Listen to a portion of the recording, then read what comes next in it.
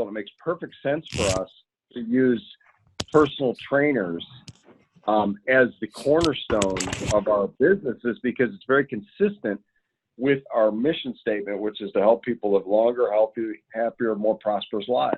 And I think if we tied that in, why are we, here's what we have.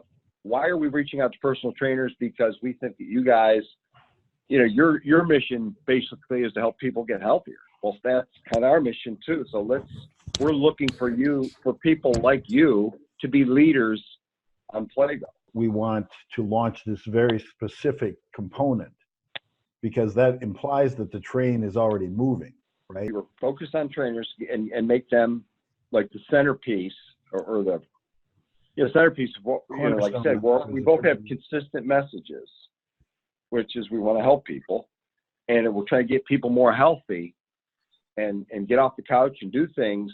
That's a personal trainer. To me, that would be the mission pretty much of a personal trainer. I'm not saying that's exactly what it is, but the fact that getting people healthy is their message. And that's why we've decided to start out with people, personal trainers who want to become leaders. And, there's 57 or whatever thousand personal trainers out there. We're only looking for 500 of you.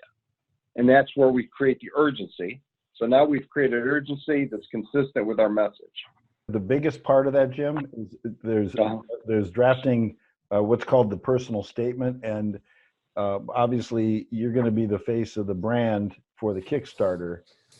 I think we really need to have, like you said, a script introductory to the first 10 for this focus group. I will work on both of those, the video script and the draft of the personal statement, which will essentially be you, Jim, talking about, me and you a little bit in our history of how we got this going and then how the team has grown and how the app got built and where we are exactly right now.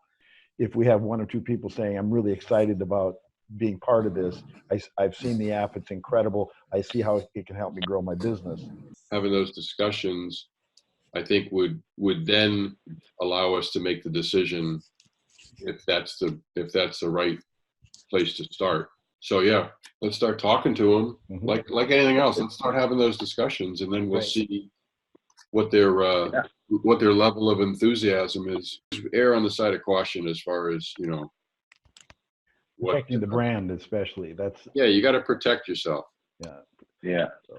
But even with Stephen, he was trying to explain it to Samantha, and she turned around and sent me a text before I was able to reply. She was kind of, I forgot, I should pull it up and read it, but she said, is this like a pyramid scheme, ? Kind of. Wow. And that's why, and then I'm thinking about last night, are we all going to be coming across to these millennials trying to explain something or pitch something, no matter how well it is? I mean, I think it's fine. I don't know what you mean. What do you mean? Do we need somebody young helping with this? I don't know. And this is a part of the growth. We're all going to get it, but having the strength to sit there and still engage in that conversation, right? Yeah. Right. So I get what you're saying, but I just don't think that we have the ability to provide the whole package yet, right? It's just not that we're not there yet. So, listen, anybody that looks at this that has any kind of a business sense, they know it's not, something that is, they can jump right in right now and participate and start hosting or start posting or start looking or start making any money. So that's where the urgency is not there on their part, right? Like we're trying to move it along and there's just, there's no engine in the car yet. When you guys say we're not quite there yet is when the other day, Tom, you said, you show people this thing and they go, wow, this is amazing. I love it. Yeah. And then it's almost like, then they just hit a wall of understanding and they can't get to the next piece of understanding. It's Good like point, yeah. they can't find the door to get in.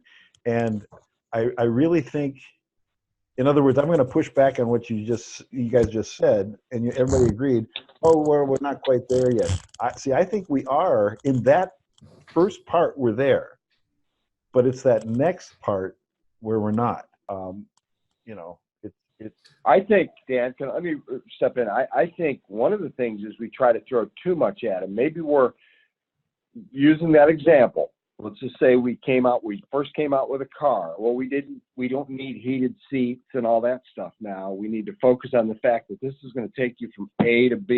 If everybody just sits there and looks and they don't know, and there's no response, but if this focus group, and if 7 or 8 of them out of 10 are like jumping on it and, and get excited about it, don't you think? Yeah, I resort back to comments by Steve Jobs, and he said, people don't know what they want until you tell them what they want.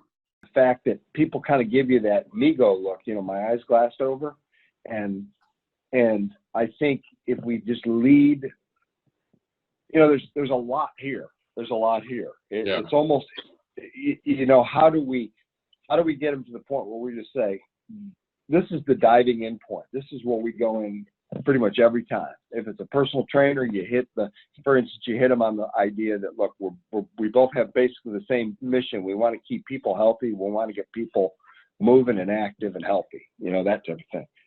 Until something's working, it's hard to ask people for money, right? Yeah. So, until they see any measurable results, right? So, I believe that, and I said it before, that the funding that we need desperately is going to come from, institutional sources. It's going to come from Kickstarter. It's going to come from investors. All right. To ask somebody for a couple $100 or $1,000, I think is almost meaningless, because we're not the majority of people. We just want them to understand what we're trying to accomplish and how this will help them. And then when you start putting in, you could be an influencer and make money, and my belief is we should just stop talking about them making money or asking them for money, and just showing them the basic app, how it works. This is what we have. This is how it works. The funding, I think, comes from a total different source. So I think we're trying to accomplish everything, and in the process, we're not accomplishing much of anything, right? I think you're very right. So you're saying, understand that we want to what we want to accomplish and what's in it for them. That's what you're saying, right? How is this gonna help them? How is this gonna improve, enhance, enrich their life? Not making money. Right, not making money. We're not talking about making money, because they're not going to make any money right now. When we get to that point where we think they can make money, then we tell them they can make money. But to lead them on, or just, that's why there's no urgency, because nobody's going to make any money right now. So we need to tap into the investment world and get the funding to get to the next level. All right. And stop talking about influencers, because influencers really, I think, Dan, I think I'm with you on that. It's a great concept, but it's you're walking on eggshells, because everybody thinks you're trying to sell them something, or you want money, right? Sure. Yeah. So let's get off that, and let's just say, hey, here's what we have. Here's what we're going to do. And in a month or so, you guys are going to want to be in this game, because, this will benefit your business and your company. And that's what they want to hear. I like talking about things that I think are important to me, and things that, topics that I'm interested in. But the benefits of PlayGo are all these benefits. This is how it's going to help you. So, why wouldn't you want to give it a try, right? When you explain it that way, and it doesn't cost anything as a user, right?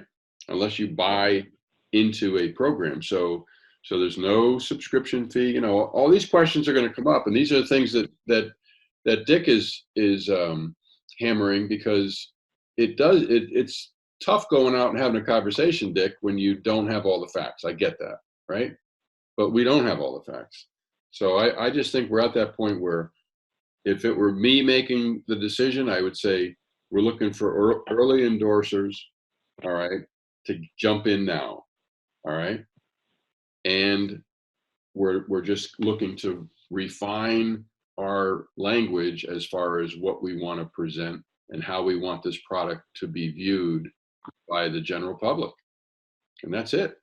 And again, I believe the money has to come from investment sources, people that can, in fact, not get that, glazed over look, like you said, but people that can understand the value of this. And those are the people that are going to say, yeah, I'm in. But let's not confuse it with too many names and too many tags.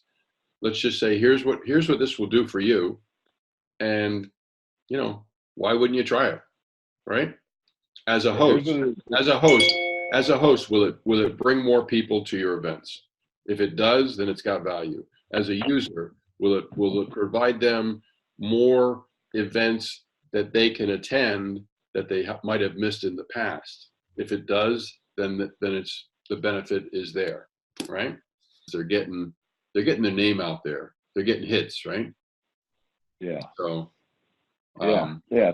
Whether we've established, how important that value is to them, it's only, it's going to come out once everything kicks in, and once people start using and hosting and posting. And you're cutting right to the point of what we need to do, and but we're only going after basically host and initially is what we're really going after, right? I mean, right, but every conversation we have with every user is gonna sharpen our language about talking about it. So if we talk to somebody at the coffee shop or somebody at the whoever we bump into,